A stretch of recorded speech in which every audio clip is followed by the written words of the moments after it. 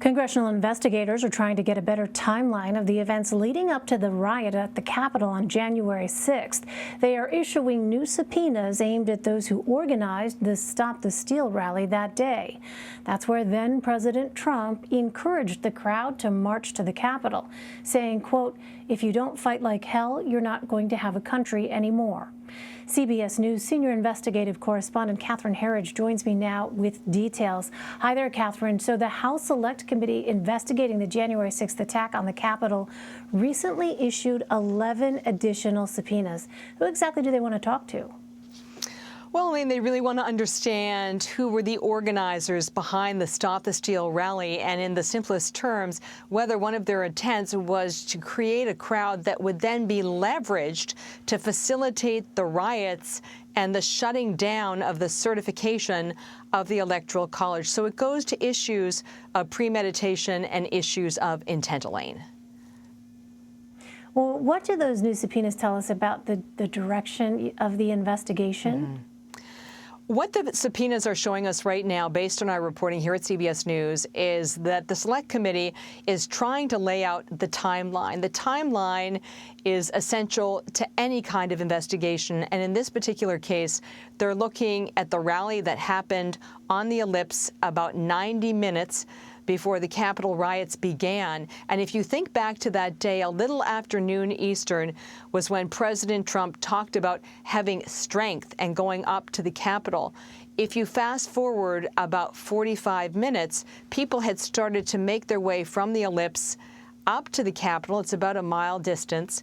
But already crowds had formed at the western perimeter of the Capitol, and they began breaching those outermost exterior barriers. Those were almost like the bicycle racks before the riots ensued.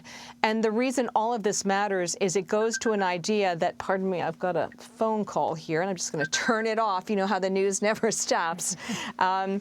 What happens in these particular cases is it goes to this idea of having buckets of suspects. On the one hand, you have individuals who are premeditated, had some kind of plan in advance, went to the Capitol before the rally, and then you had people who were opportunists on the day. And that's also how we see these indictments break down. Well, some of President Trump's former staff have until the end of this week to comply with subpoenas. Catherine, do we know who has complied and what comes next for them? Well, I can't say on my reporting that we know who has complied, but we know who the individuals who have received the subpoenas are. So we have Steve Bannon, a longtime political advisor to President Trump, Mark Meadows, who was the chief of staff, Dan Scavino, who was the deputy chief of staff at the White House, as well as Kash Patel, who was the chief of staff then to the acting Secretary of Defense.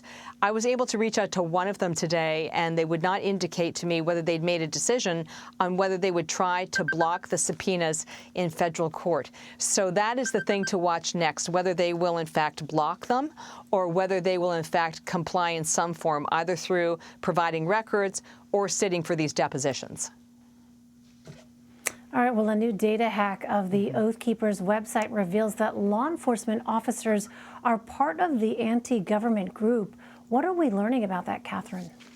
Well, the data dump is very interesting because what you see is about 200 individuals, either current or former law enforcement, in some ways volunteered themselves to the Oath Keepers. This is a group that believes the federal government is taking extraordinary steps to strip away their constitutional rights. And what's interesting about the data set is it indicates people were asked to volunteer some of their skill sets. So whether they had SWAT training, weapons training, surveillance training, sort of counterintelligence training, a kind of skill set that would allow the leaders of the Oath Keepers to search the database for the kind of skills they might need for a certain event or a certain operation.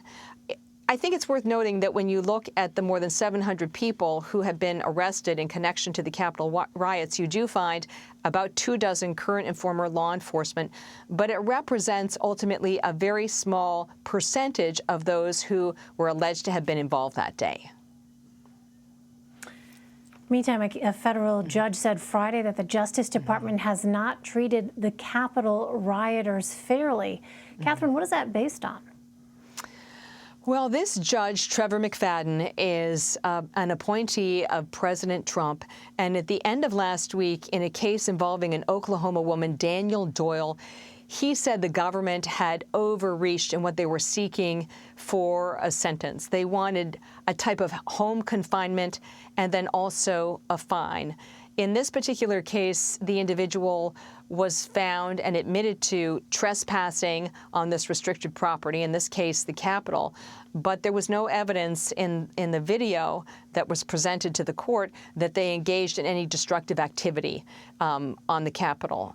And the judge made the point that someone who, if I recall correctly, did not have a criminal record and did not engage in violent or destructive activity should not have home confinement. He elected to sentence her to probation. And the reason all of this got so much attention is because there's one perspective that they feel the January 6th individuals have been getting a much harsher treatment within the judicial system than people who took part in the demonstrations in the summer leading up to the election here in Washington. All right, Catherine Herridge for us. Catherine, I'll let you get back to what I'm sure is a very urgent source call. Someone trying to get you News never stops. The life of an investigative correspondent. Thank you.